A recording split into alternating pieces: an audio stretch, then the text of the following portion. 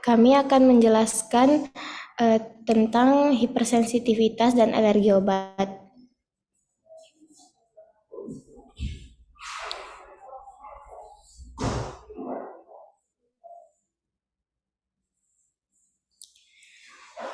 Jadi reaksi simpang obat atau RSO didefinisikan sebagai reaksi yang tidak diinginkan ataupun reaksi yang berbahaya yang muncul pada dosis normal. Alergi obat adalah reaksi simpang obat yang melibatkan mekanisme imunologis. Dalam spesialisasi alergi imunologi, alergi obat merupakan RSO yang terjadi melalui reaksi imun yang terjadi melalui IgE atau reaksi hipersensitivitas secepat dengan berbagai mekanisme dan presentasi klinis. Lalu sebagian besar obat merupakan senyawa kimia dengan berat molekul yang rendah. Oleh karena itu, obat harus terlebih dahulu berikatan secara kovalen dengan makromolekul seperti protein, membentuk konjugat multivalen yang akan dipresentasikan terhadap sel limfosit T oleh sistem imun. Namun, sebagian kecil obat dengan berat molekul yang besar seperti antibodi monoklonal memiliki banyak epitop sehingga dapat bersifat multivalen. Nah, adapun konsep mekanisme alergi obat yang umum diterima saat ini adalah konsep hapten, konsep prohapten dan konsep PI obat dengan molekul yang tidak cukup besar seperti penisilin, sulfonamid, cefalosporin, pelmas otot, tiopental, antituberkulosis, cisplatin, dan quinidin perlu terlebih dahulu berikatan dengan protein pembawa agar dapat menginduksi respon imun spesifik yang disebut konsep hapten. Sementara konsep prohapten sendiri menggambarkan bahwa ada sebagian obat yang bersifat tidak reaktif dan perlu mengalami konversi dahulu melalui proses metabolik, baik dengan enzim ataupun non-enzim untuk menjadi bentuk yang reaktif. Contoh konsep prohapten yaitu pada alergi obat sulfamethoxazole, sedangkan berdasarkan konsep PI sendiri ditemukan bahwa sebagian obat dapat memiliki interaksi direksi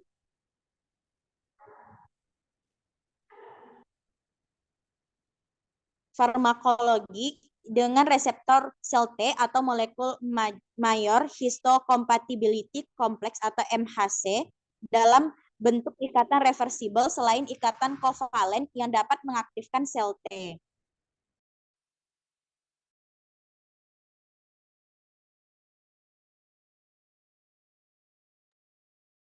Manifestasi kulit reaksi alergi obat yang tersering adalah eksantema atau erupsi makulopapular. Lesi kulit biasanya gatal yang pada awalnya makula dan kemudian berkembang menjadi papula dan akhirnya muncul sebagai plak. Lesi kulit biasanya muncul mulai dari bagian tengah badan yang menyebar ke daerah ekstremitas secara bilateral. Eksantem yang dipicu obat ini tidak berkembang menjadi reaksi anafilaksis karena biasanya tidak melibatkan IgE. Beberapa obat yang diketahui menimbulkan eksantem adalah allopurinol, aminopenisilin, cefalosporin, obat antiepilepsi, dan antibakteri sulfonamid. Manifestasi kulit fixed drug eruption muncul pada sisi mukosa atau kulit yang sama yang terpajan ulang terhadap penyebab alergi obat. Lesi ini berbentuk bulat, oval, berbatas tegas, kemerahan, plak yang sedikit terangkat.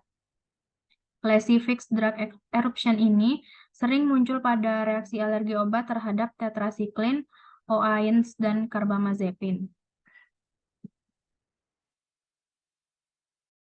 Urtikaria dan angioedema adalah manifestasi yang paling sering muncul pada alergi obat yang melibatkan imunoglobulin E.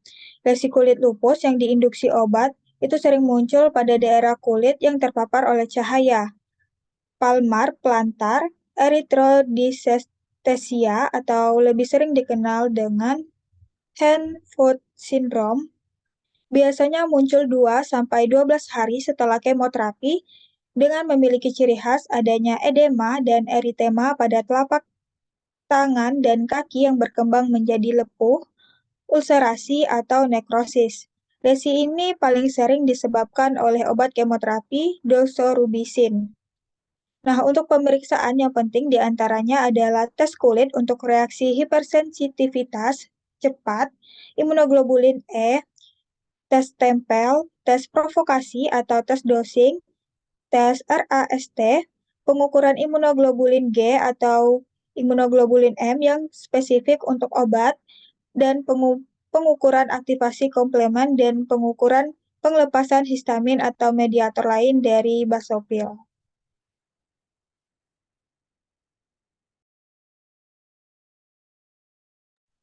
Untuk penanganan alergi obat itu dapat dimulai dengan mengenali reaksi obat yang berdasarkan mekanismenya dapat terbagi menjadi 3 kelompok, yaitu kelompok yang terbukti atau diduga kuat menimbulkan reaksi alergi, yang dimana ada antibiotik B-lactam seperti penisilin, cefalosporin, monobactam, dan carbapenem.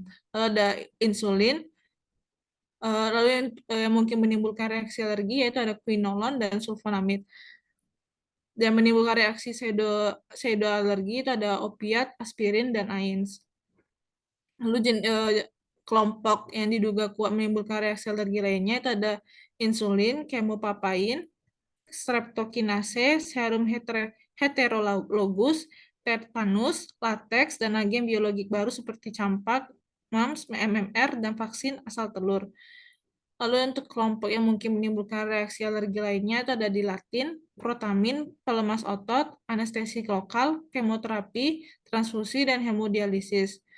Kelompok menimbulkan reaksi pseudoalergi lainnya itu ada heparin, inhibitor ACE, aditif, larutan protein plasma, larutan pengganti berbahan gelatin, tartazin, dan kontras.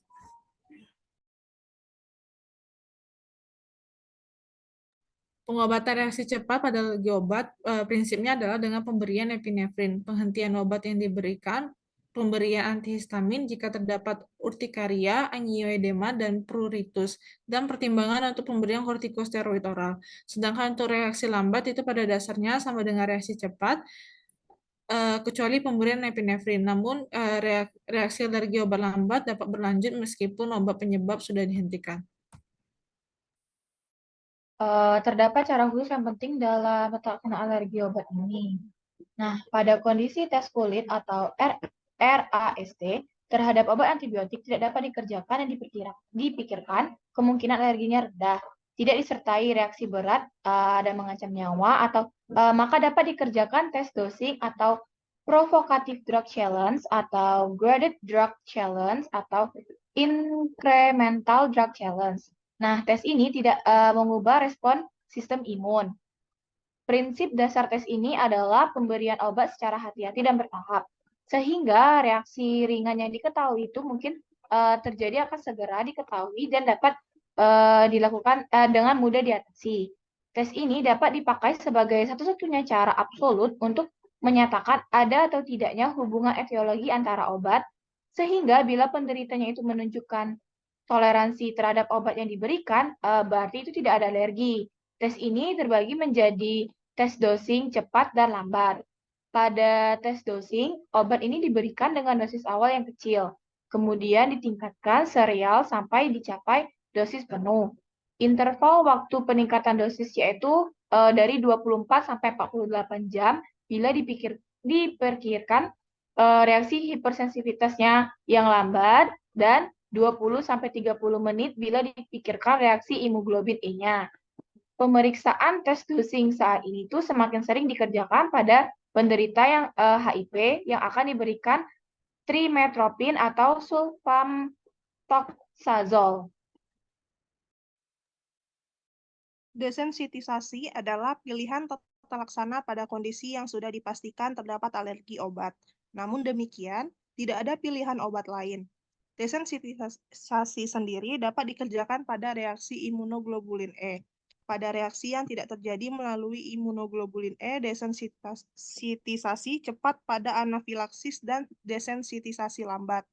Pada reaksi yang melibatkan imunoglobulin E, desensitisasi dikerjakan dengan tujuan memperoleh reaksi yang ringan melalui eliminasi imunoglobulin E. Terapi ini dilakukan dengan cara induksi toleransi pada penderita yang mengalami reaksi alergi melalui imunoglobulin E, cepat dan sistematik terhadap obat yang dapat dipastikan dengan tes kulit, misalnya pada penisilin. Teknik desensitisasi menggunakan protokol yang prinsip dasarnya adalah pemberian bertahap dosis obat yang ditingkatkan secara perlahan, mulai dari dosis subalergenik dan diteruskan sampai dosis penuh pada saat dilakukan desensitisasi jika terapi dihentikan. Pada obat-obat tertentu yang mekanisme reaksinya tidak melibatkan imunoglobulin E, desensitisasi telah dapat dilakukan dengan hasil yang baik. Obat-obat tersebut diantaranya adalah aspirin, AINS, allopurinol, preparat emas, sulfamethoxazole, dan sulfasalazin. Pada penderita yang pernah menunjukkan reaksi serupa anafilaksis atau non-imunoglobulin E, misalnya radiokontras, premedikasi atau terapi profilaksis atau praterapi, itu penting dilakukan sebelum pemberian obat. Premedikasi atau profilaksis dengan pemberian antihistamin dan kortikosteroid saja, atau dalam kombinasi dengan beta-adrenergik bertujuan menurunkan insidens dan reaksi berat, misalnya reaksi anafilaksis yang ditimbulkan zat kontras. Sekian presentasi dari kelompok kami.